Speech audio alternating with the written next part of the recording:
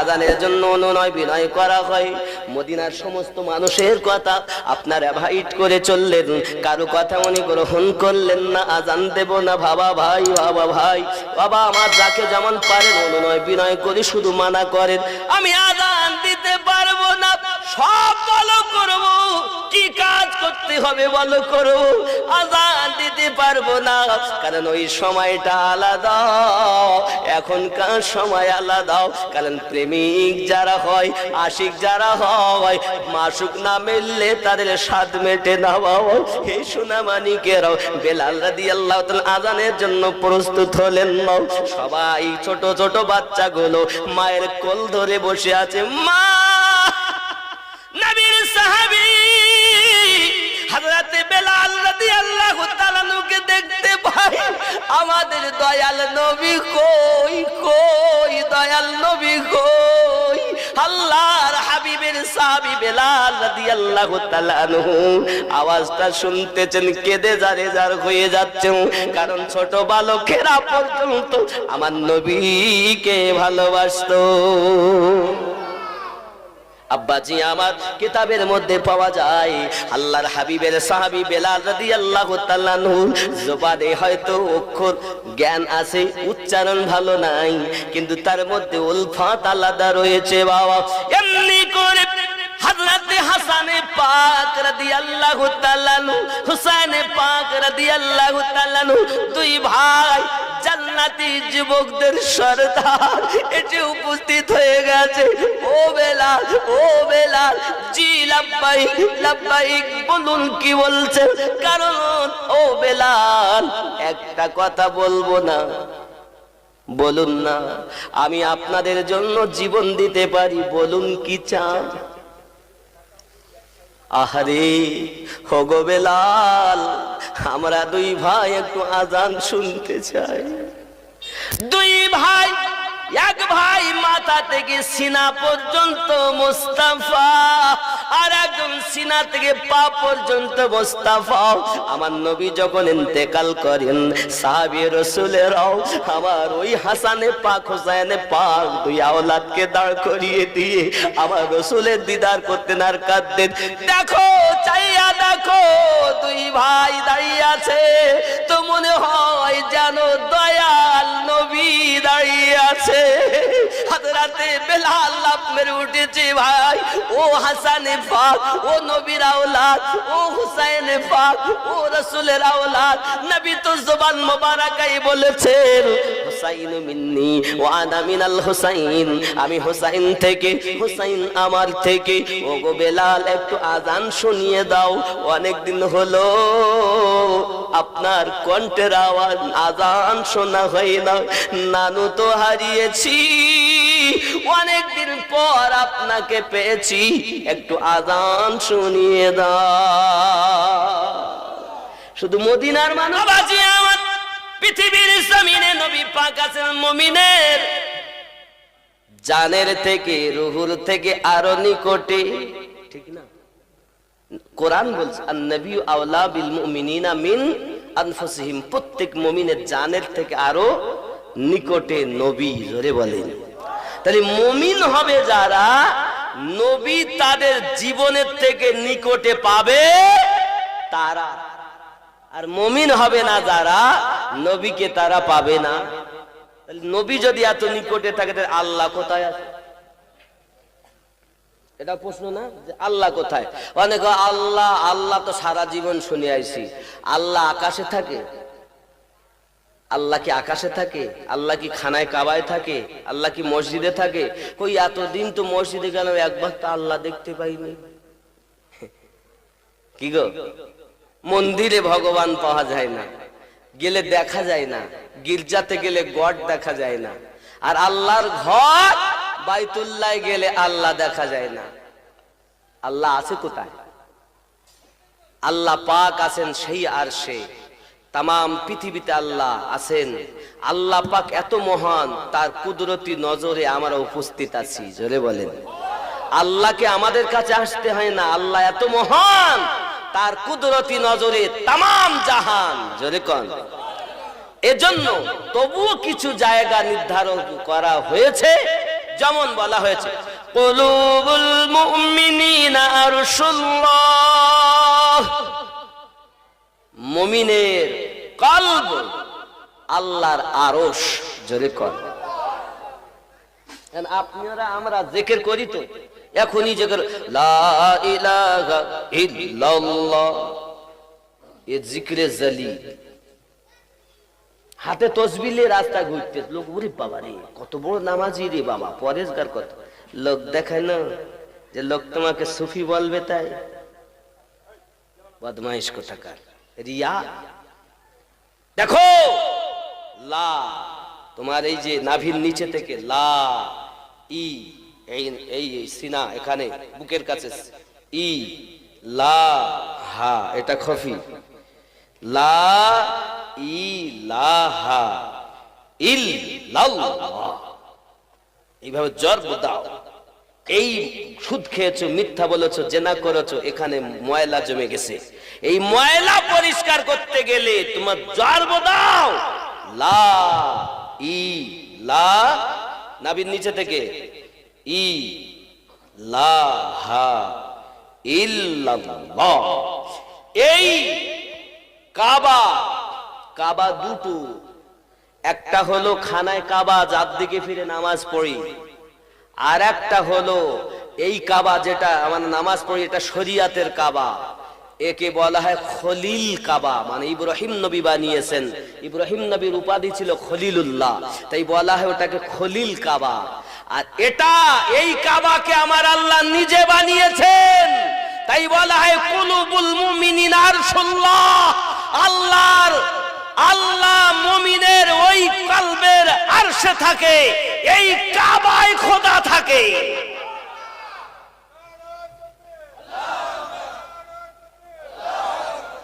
বাবা এই কাবায় খোদা থাকে। এখন কিভাবে তুমি খোদা পাবে? তোমার পিঠ ধরে শেখো, পিঠ ধরে শেখো, গুরু ধরে শেখো যে কিভাবে পাওয়া যাবে। এর অনেক তত্ত্ব। এখন তো সব ভক্তের দল, ভক্ত মুরিদ কম। বাবা মুরিদ হও, মুরিদ হও। আমি অনুরোধ করে যাই, আমি আমিনুদ্দিন কয়দিন বাঁচবো জানি না, তো অনুরোধ করি, যদি আল্লাহ পেতে চাও, নবীর দিদার লাভ করতে চাও, পীরের কাছে মুরিদ হয়ে যাও। কারণ আমি আমিনুদ্দিন যতটা তাহকিক করেছি, এই পথটাই সব থেকে সঠিক পথ, আর এই পথটাই জান্নাতি পথ বলে আমি কোরআন হাদিস ইজমা কিয়াসের দায়রাতে বুঝেছি, আর সেটাই আমি আপনাদেরকে বুঝানোর চেষ্টা করছি। আপনারা কি বুঝতেছেন যে এই পথটাই সঠিক পথ? কারণ আল্লাহ পেতে গেলে রসুলের দরকার নাকি? যদি পাইতে চাও আল্লাহকে, পাইতে হবে নবীকে। যদি পাইতে চাও নবীকে, পাইতে হবে ওলি আল্লাহকে। ওলি আল্লাহ, রাসূলুল্লাহ, রব্বি আল্লাহ, এই রাস্তা যার সেই হবে পুলসিরাত পার। কথা বুঝেছে? এ খুব তত্ত্বের কথা। এই জায়গায় গেলে আপনারা বুঝবেন না, এখানে ভিতরের দিকে ধাক্কা দিলে আপনারা সবাই বুঝবেন না। কারণ গুরু না ধরলে এ শব্দ বোঝা বড় কঠিন। কথা বুঝছেন? আব্বাজি আমার সোনা মানিকেরা, চলুন না এগিয়ে যাই। আমার আপনার নবীকে প্রেম ছাড়া বোঝা যাবে না বাবা, আমার রাসূলকে প্রেম ছাড়া বোঝা যাবে না। হে বাবাজি, আপনি হয়তো বলেন হুজুর ডিগ্রির কথা বলেন কেন? এত ডিগ্রির কথা বলেন, আপনার নেই তাই হিংসা করেন না বাবা। অবশ্যই ডিগ্রিওয়ালাকে আমি সম্মান করি, কিন্তু ওই ডিগ্রিকে আমি এক পয়সা দাম দেই না। যে ডিগ্রি অর্জন করার পরে ওলি আল্লাহর শানে বিয়াদবি করে, যে ডিগ্রি অর্জন করার পরে আলে পাকের শানে বিয়াদবি করে, যে ডিগ্রি অর্জন করার পরে আমার নবীর শানে কটূক্তি করে, ওই ডিগ্রির এক পয়সা দাম নাই। ওই ডিগ্রিধারী ব্যক্তির থেকে একজন সাধারণ চাষি মানুষের দাম আমার কাছে অনেক বেশি। কারণ চাষি হতে পারে, লেখাপড়া নাই বা জানতে পারে, তবে আমার নবীর দুশমন নয়। ঠিক কি না? এই কথা বুঝতেছেন? বন্ধুরে আমার, আপনি যদি বলেন হুজুর প্রেমে কি লাভ, হে বাবা তুমি সঠিক করার চেষ্টা করো, কোরআন মাজিদকে তাজবিদ সহকারে তেলাওয়াতের চেষ্টা করো, শিক্ষা করো, কিন্তু তুমি হয়তো শিখতেছো না। এখন উপায় কি হবে? এখন হুজুর বলেছে নিয়ত করো, নিয়ত নাইতুয়ান উসলি আলিল্লাহি তাআলা রাকাতে সালাতে, যেরকম পারে মানে উসলে উসলে চলে যাচ্ছে, কিন্তু আসলে তো তা না। নাওয়াইতু আন উসাল্লিয়া লিল্লাহি তাআলা, ও তো শুদ্ধ জানি না, কারণ ও শিখেছে ওই রকম নাইতুয়ান উসল্লি আলিল্লাহি তাআলা রাকাতে সালাতে, নাকি ওর যেটা অভ্যাস ভালোভাবে শিখতে পারিনি, অভাব অনাটন বিভিন্ন কারণে। এখন হয়তো নামাজ হচ্ছে না, কত বড় পণ্ডিত বান্দা হয়ে রবের দাবি, কার নামাজ হচ্ছে কি হচ্ছে না আল্লাহই ভালো জানে, ঠিক কি না? তুমি এতটা বলতে পারো বাবা, শরিয়াতের হুকুম ছিল শুদ্ধ করে পড়া, কিন্তু শুদ্ধ যদি না হয় তা শুদ্ধ হলো না। কিন্তু নামাজ হচ্ছে না কেউ বলতে পারে? হচ্ছে কিনা তা আল্লাহই জানে, ঠিক কিনা বলেন? যদি বলেন হুজুর এ কেমন কথা, তাই আমি বলবো একটু মহাব্বতের কথা। আল্লাহর নবীর সাহাবী বেলাল রাদিয়াল্লাহু তাআলা আযান দেন, আশহাদু আন্না মুহাম্মাদার রাসূলুল্লাহ সাল্লাল্লাহু আলাইহি ওয়াসাল্লাম, কিন্তু উনি বলতেন আশহাদু আন্না মুহাম্মাদার রাসূলুল্লাহ। মানে উমাইয়া আমার রসুলের প্রেমে পাগল বলে বেলাল রাদিয়াল্লাহু তাআলা, উমাইয়া দুশমন, তার জিভ টেনে মাঝখানে পেরেক মেরেছিল। ওই মুক্তি হওয়ার পর পেরেকটা তুলে দিলে ওই জায়গাটা মোটা ছিল, যার কারণে বড় শিন উচ্চারণ করতে পারতেন না, ছোট সিন হতো। কি হতো? ছোট সিন, আসহাদু, কিন্তু হওয়া উচিত ছিল আশহাদু, ঠিক কি না? কিন্তু হতো কি আসহাদু। ওগো নবী দো জাহান সাল্লাল্লাহু আলাইহি ওয়াসাল্লাম, আর আযান দেওয়া যাবে না, বেলালে ভুল আযান দেয়। আমার নবী পাক দেখেন মানুষের মধ্যে যখন হুলস্থুল মেচে গেছে, মানুষের ভিতরে যখন আনাগোনা শুরু হয়েছে, আয় বেলাল তুমি আর আযান দিও না। হাবশী বেলাল রাদিয়াল্লাহু তাআলা দাঁড়িয়ে দাঁড়িয়ে কাঁদেন, ও দরদি নবী গো, আমি পৃথিবীর জমিনে সবাই যদি আমায় মানা করত, আমি বেলাল আযান বন্ধ করতাম না। আমার দয়াল নবী বলেছেন বেলাল আযান দেওয়া যাবে না, না না না, আর আযান দেওয়া যায় না। বেলাল রাদিয়াল্লাহু তাআলা শুধু কেঁদে যায়। আযান দিলেন আমির হামজা রাদিয়াল্লাহু তাআলা আনহু, শুদ্ধ করে আযান দিলেন। মানুষ আযানের ধ্বনি শুনে সবাই নামাজের জন্য আগমন করেছে। আব্বাজি আমার, মানুষ এসে অপেক্ষায় রত, নামাজ হবে একটু পরে। আব্বা আমার তখনকার সময় এখনকার মতো কম্পিউটার ছিল না, ঘড়ি ছিল না, তখন তারকা দেখে নামাজ হতো, বাবা গায়ের লোম দেখে নামাজ হতো, কাটি মেপে ছায়া দেখে নামাজ হতো। বন্ধুরে আমার, এমন সময় দেখতেছি যেন আরো অন্ধকার। হাবশী বেলাল রাদিয়াল্লাহু তাআলা আযান দিলে সুবে সাদিক হয়ে যায়, আকামাপ আস্তে আস্তে পরিষ্কারের দিকে যায়।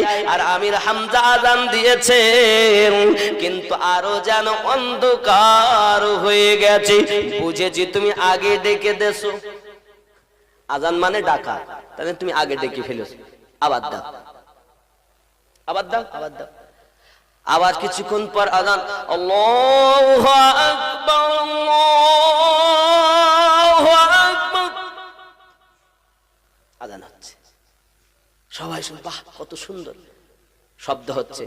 আশহাদু আন্না মুহাম্মাদার রাসূলুল্লাহ।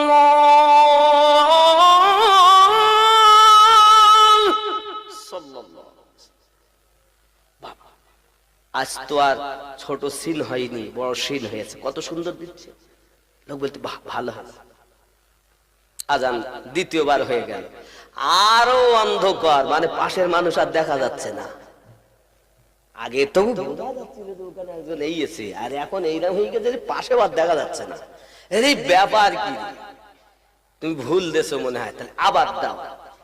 আহা, আমার এই জন্য বলে হে নবীর প্রেমের পাগল যারা প্রেম খেলা খেলে, এ নবীর প্রেমে ওয়াজ করু জীবন তো দেয় ফেলে, এ নবীর প্রেমের পাগল যারা প্রেম খেলা খেলে। ঠিক কিনা? আব্বাজি আমার খুব খেয়াল, বদল কম কম, কারণ হুজুর খুব তাড়াতাড়ি আসবেন, এজন্য আমার সময় কম। আব্বাজি আমার সোনামানি খুব ভালো করে বুঝুন, এমন সময়তে আব্বা আমার নামাজ 3 বার আজান হয়েছে, নামাজ হয়েছে, আমার আল্লাহ পাক আল্লাহ তাআলা বলেন জিবরাইল যাও আমার হাবিবকে বলো বেলাল যেন আজান দেয়, যদি বেলাল আজান না দেয় অন্ধকার থাকবে আর আলো হবে না। হযরতে বেলাল রাদিয়াল্লাহু তাআলা আজান দিলেন। হে বাবাজি আমার সকাল হয়ে গেল, দেখা গেল সূর্য প্রত্যেক দিনের না আরো অনেকটা উপরে উঠে গেছে। আব্বা আপনি বলুন, যে বেলালের মোহাব্বত ছিল, ভাষা জ্ঞান হয়তো কম, উচ্চারণ হয়তো সঠিক হয় না, তবে তার মধ্যে এত মোহাব্বত ছিল, তিনি হলেন শ্রেষ্ঠতম মুয়াজ্জিন।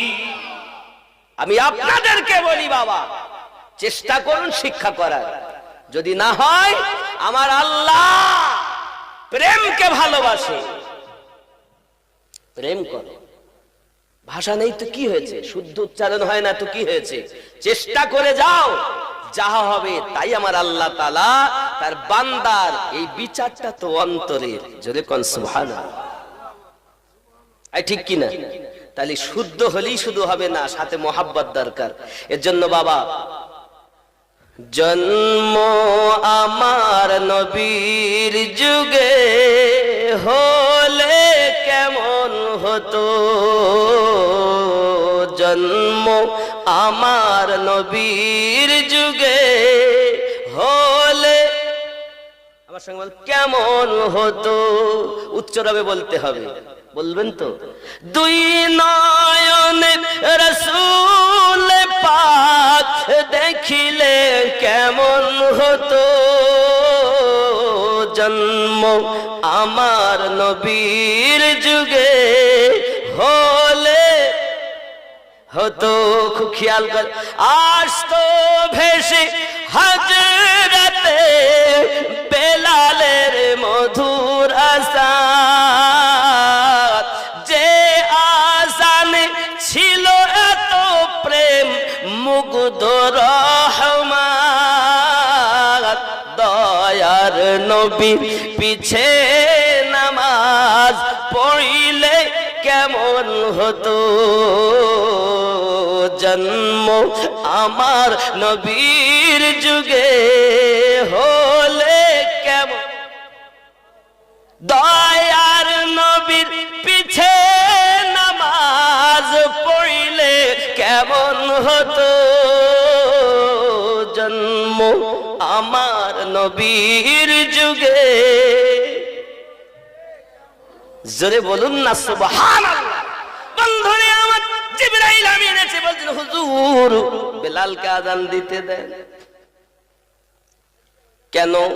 বাইতুল মামুরের ফেরেশতা বেলাল হাবশী রাদিয়াল্লাহু তাআলা আনহু আযান শুনে অপেক্ষায় থাকে, এখনো তার অপেক্ষায় আছে, আযান হলে কি হবে, আওয়াজ বাইতুল মামুরে পৌঁছায়নি। হাবশী বেলাল আযান দেন, যার আযানের আওয়াজটি তামাম পৃথিবীর মানুষে, হে বাবাজি তামাম পৃথিবীর ফেরেশতারা শুনে। আব্বাজি আমার শুধু তাই নয়, যখন হাবশী বেলাল আযান দিতেন ওই সময়তে মদিনা মুনাওয়ারায় যারা নবী পাকের দুশমন ছিল, কণ্ঠ ভরা আওয়াজ শুনে সবাই কান্না শুরু করে দিত, ছুটে ছুটে নামাজের জন্য চলে যেত। বন্ধু আমার, হে বাবাজি সোনামানিকেরা, মোহাব্বত আছে যার সেই পাবে নবীজির দিদার। বন্ধুরে বাবারে, হযরতে বেলাল রাদিয়াল্লাহু তাআলা আনহু রাসূল আপনার দুনিয়া থেকে ইন্তেকাল করার পরে চলে গেলেন সামদেশে। আব্বাজি আমার নিশিরাতে স্বপ্ন দেখছেন। নবী আমার বলেন, বেলাল তোমার কি আমার কথা মনে হয় না বেলাল? সঙ্গে সঙ্গে নিশিরাতে উঠেছেন আর একটি ঘোড়া নিয়ে ছুটে আসছেন আপনার কিনা মদিনাতুল মুনাওয়ারায়। যেই মদিনাতে এসে আগমন করেছে, মদিনার মানুষ বেলালকে দেখে আনন্দিত হলেন। বেলাল আল্লাহর হাবিবের সমাতে কত সুন্দর আজান শুনেছি, আজ একটু আজান দাও না। নবী তো পাই না দুনিয়ায়, আপনাকে পেয়ে আমাদের কলিজাতে শান্তি পেয়ে যায়, একবার একটু আমাদেরকে আজান শুনিয়ে দাও।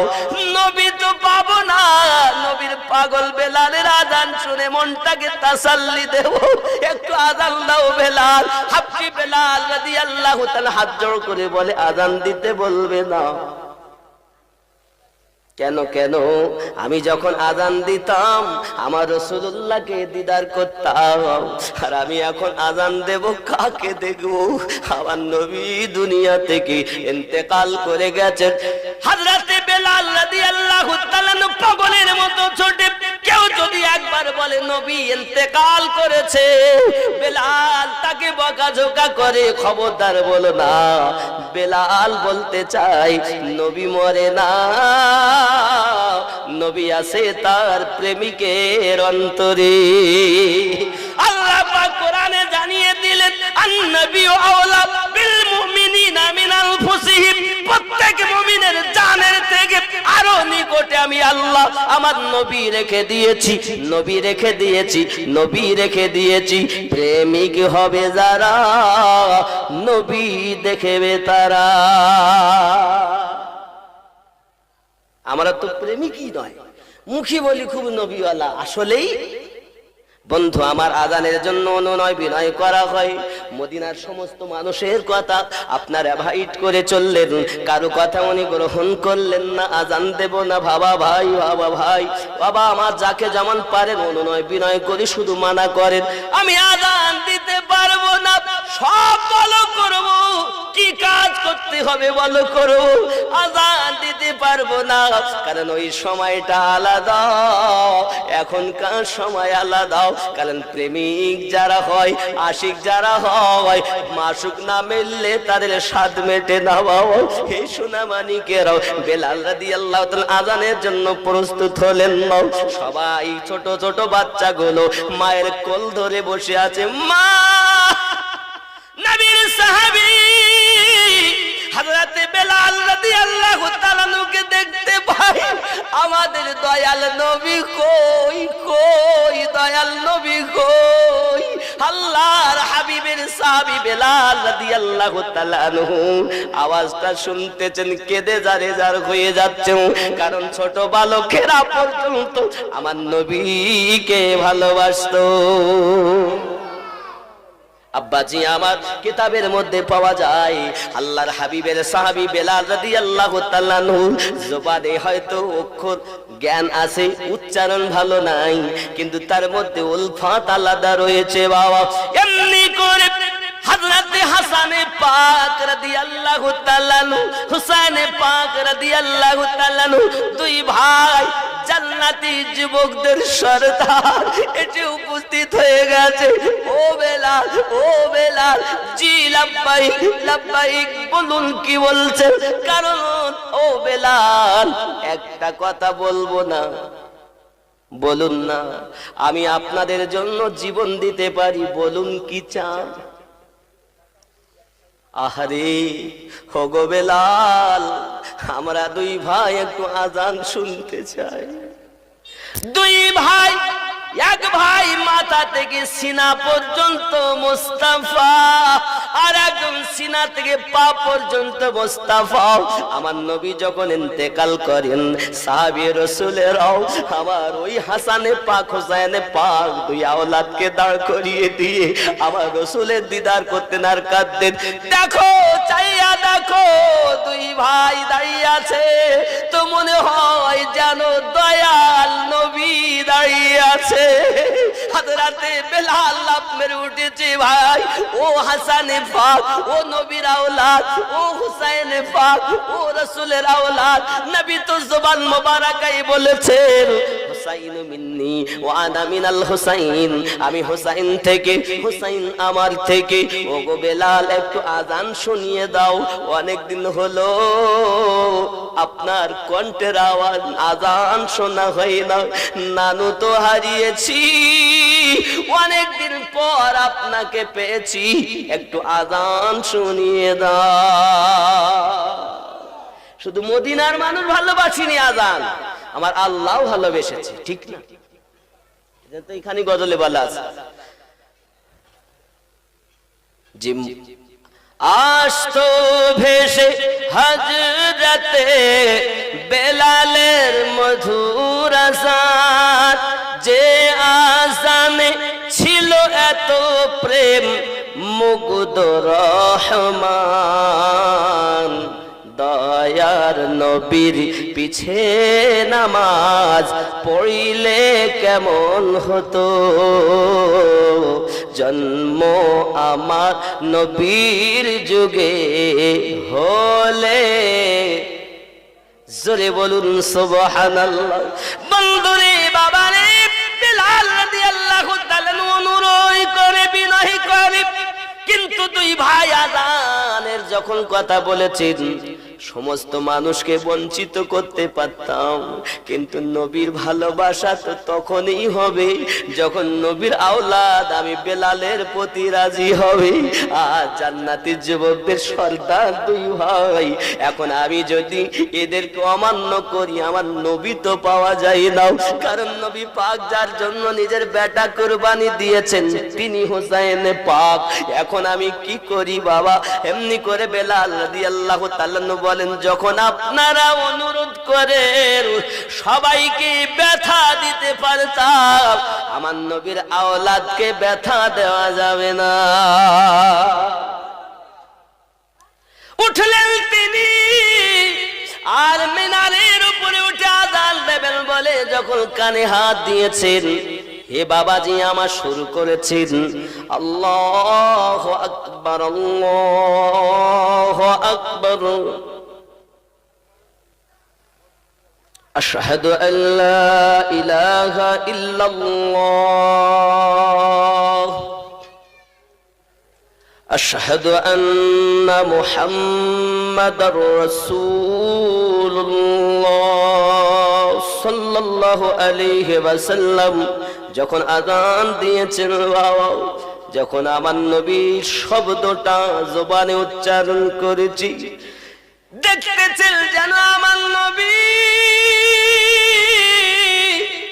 বেলালের সম্মুখে উপস্থিত হয়ে গেছে।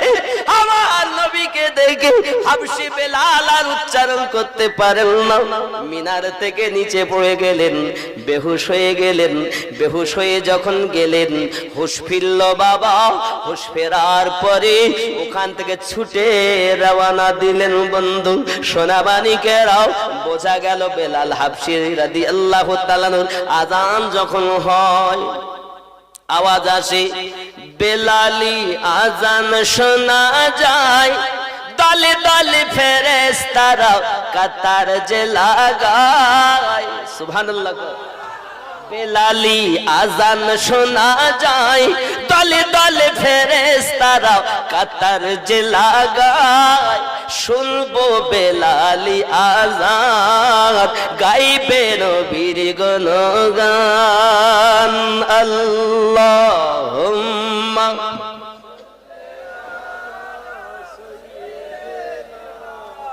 মাওলানা মুহাম্মদ ওয়া আলা আলি।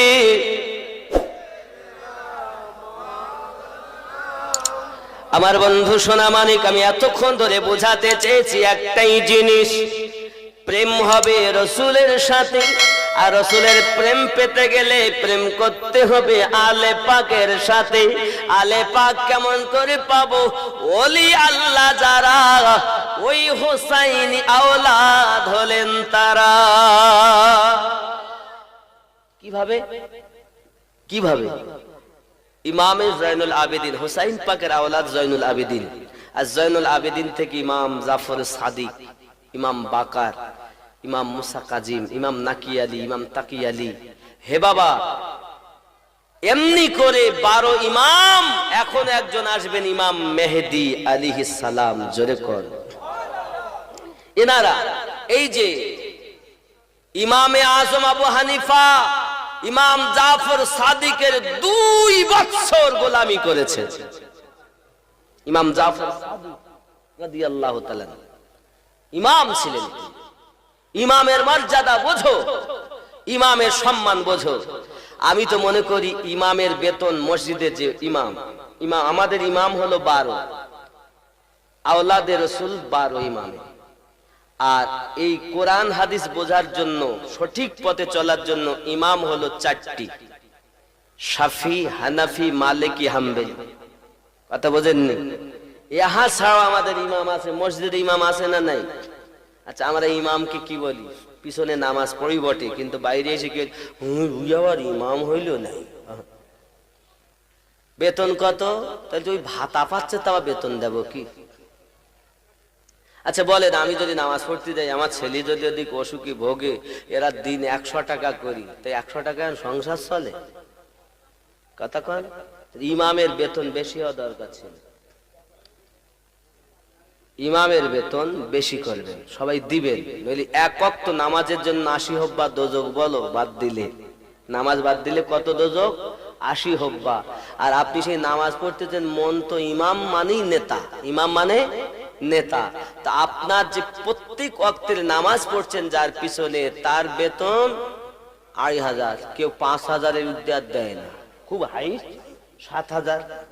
সংসার চলে এখনকার যুগে। বাবা, সরষের তেল যার দাম কত এখন? আপনাদের লিটার কত সরষের তেল?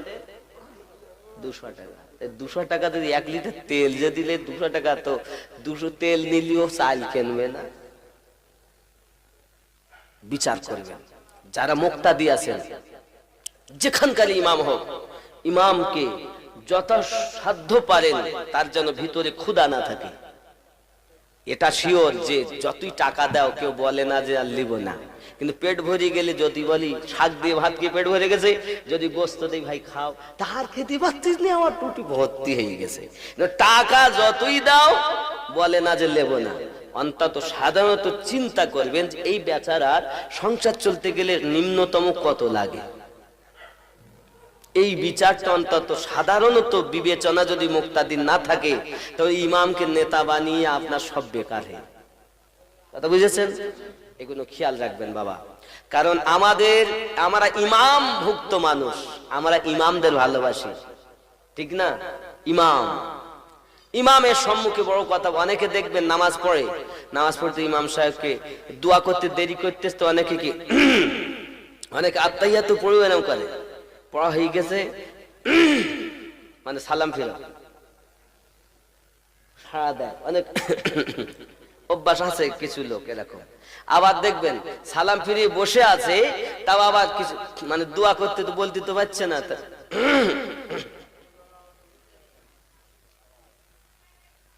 এইটুকু সাড়া দেওয়াটাও শরিয়াতে নিষেধ।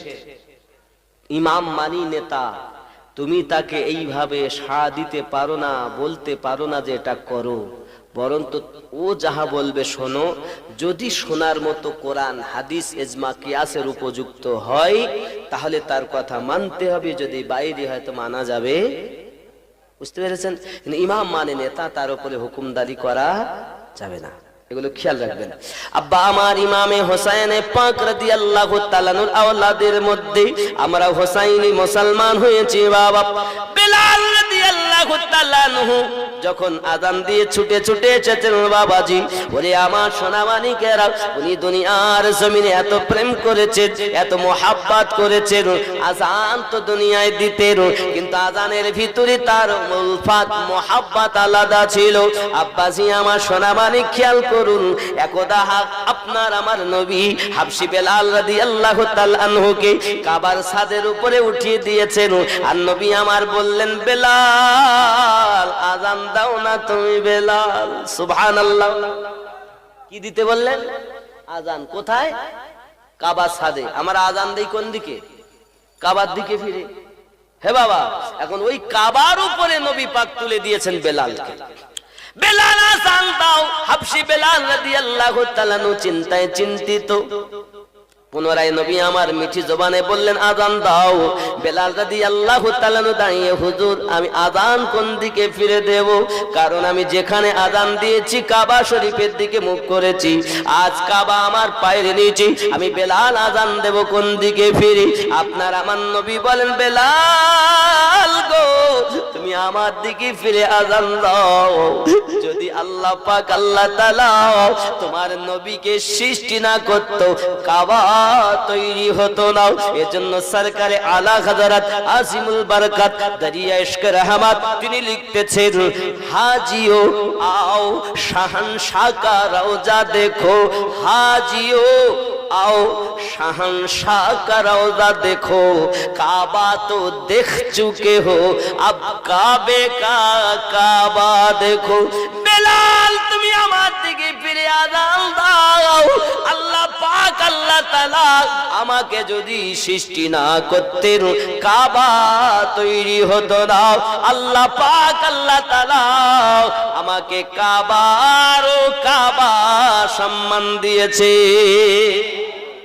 যে কাবার দিকে ফিরে আমরা আজান দেই, আমার রাসূলের আগমন ওই কাবা 3 দিন ঝুঁকেছিল। কিন্তু আমার নবীর দিকে মোহাব্বত, কাবার দিকে মুখ করে হবে আল্লাহর ইবাদত। নবী কাবার কাবা সম্মানিত, কিন্তু ইবাদত করতে হবে কাবার দিকে ফিরে, কাবাকে টার্গেট বানাইয়া নবীর মোহাব্বতে আল্লাহর ইবাদত হবে। বন্ধুরে আজান হয়ে গেল, নবী পাকের সাহাবী বেলাল রাদিয়াল্লাহু তাআলা রাসূল পাকের দিকে ফিরে আজান দিলেন, আজান দিলেন। আজান সমাপ্ত হলো। আপনার আমার নবী বলেন, বেলাল তুমি আজান দিয়েছো, বড় খুশি হয়েছি। আমি নবী বললাম, তুমি বেলাল জান্নাতি। জোরে বলো। কে বললেন? কে বললেন? আমাদের নবী। উনি বললেন, বেলাল তুমি জান্নাতি। বেলাল রাদিয়াল্লাহু তাআলা আনন্দিত হলেন, হুজুর আমি যদি জান্নাতি হই, আমি কি পৃথিবীর জমিনে জান্নাতি হব? আমি আপনার সাহাবী আবু বকর রাদিয়াল্লাহু তাআলা আগে যাব। আব্বা আমার বেলাল শুনলেন নবী বললেন জান্নাতি, তবে দলিল বানাতে চাচ্ছেন। হে বাবা, মোহাব্বতে দলিল বানাতে চাচ্ছেন।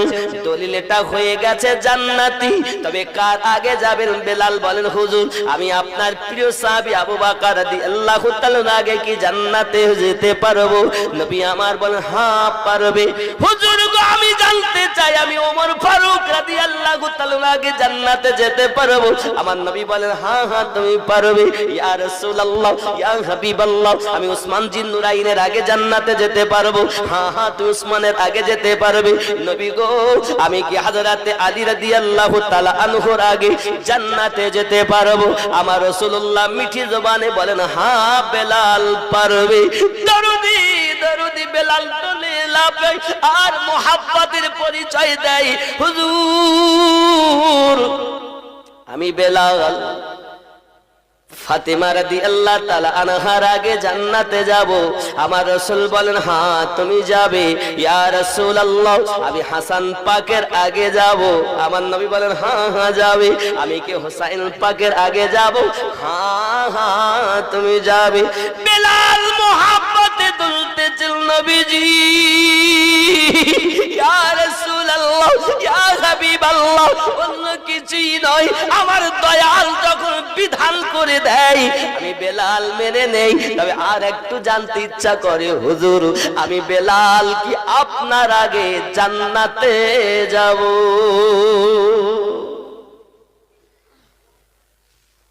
আমার দরুদি নবী বলেন, বেলাল তুমি আমার আগেও জান্নাতে যাবে। কিতাব লেখক লিখছেন, মুহাদ্দিস গণেরা, মুস্তাহিদ গণেরা লিখতেছেন, হাবশী বেলাল রাদিয়াল্লাহু তাআলা আনহু জান্নাতে যাবেন। আমার নবীকে প্রেম করেছেন, মুয়াজ্জিন আজম যেহেতু তিনি, হে আমার সোনা মানিকেরা, ওই বেলাল রাদিয়াল্লাহু তাআলা আনহু আমার নবী যে বোরাকে বসে থাকবেন, বাবা আমার যে আপনার কাসওয়া উটনির উপরে বসে থাকবেন, যে বোরাকের পিঠে বসে থাকবেন, এই বোরাকের লাগাম থাকবে বেলাল রাদিয়াল্লাহু তাআলা আনহুর হাতে। নবী আমার বসে যাবেন আকা হয়ে, আর বেলাল আগে যাবে লাগাম ধরে টেনে প্রেমিক সেজে। হে বন্ধুরে আমার, কিন্তু যাওয়ার ভিতরে পার্থক্য, নবী হলেন জান্নাতের মালিক, আর বেলাল হলো আমার নবীর চাকর।